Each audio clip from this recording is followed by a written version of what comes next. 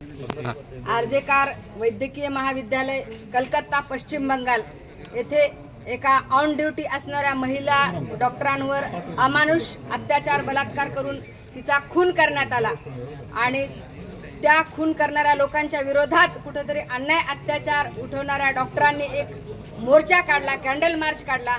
तर त्या मोर्चावर सुद्धा 3 ते 4 हजार लोकांनी त्या सर्व डॉक्टरांना अमानुष अशी मारहाण केली।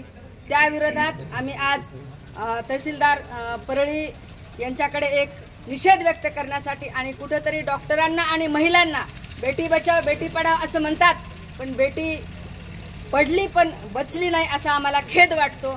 महिला आणि डॉक्टर जर इतकी शिकलेली महिला जर समाजामध्ये इतकी असुरक्षित असेल तर बाकीच्या महिलांचे किती अवघड आहे।